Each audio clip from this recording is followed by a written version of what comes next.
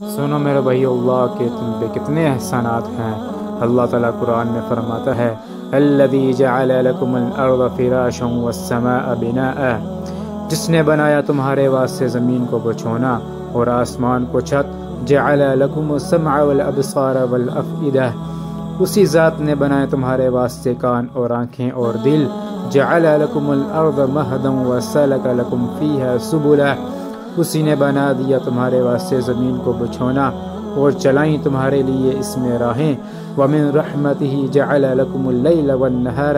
لِتَسْكُنُوا فِيهِ وَلِتَبْتَغُوا مِن فَضْلِهِ وَلَعَلَّكُمْ تَشْكُرُونَ،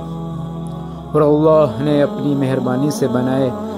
تمہارے واسطے رات اور دن کہ اس میں چین بھی کرو اور تلاش بھی کرو کچھ اللہ کا فضل۔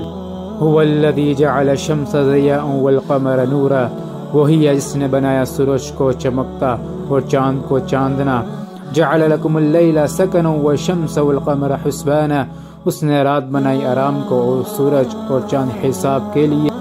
الم نجعل الارض مہادا والجبال اوتادا وخلقناکم ازواجا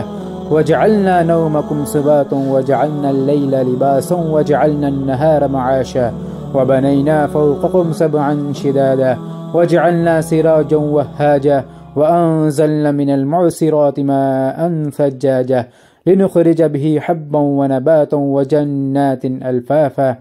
کیا ہم نے نہیں بنایا زمین کو بچھونا اور پہاڑوں کو میخیں، اور تم کو بنایا ہم نے جوڑا جوڑا، اور بنایا نیند کو تمہاری تھکان دفع کرنے کے لیے، اور بنا دیا رات کو اوڑھنا اور بنایا دن کمائی کرنے کو، اور ہم نے تمہارے اوپر 7 چنائی مضبوط یعنی 7 آسمان مضبوط بنائے، اور بنا دیا ایک چراغ چمکتا ہوا، اور اتارا نچڑنے والی بدلیوں سے پانی کا ریلا تاکہ ہم نکالیں اس سے اناج اور سبزہ اور باغ پتوں میں لپٹے ہوئے۔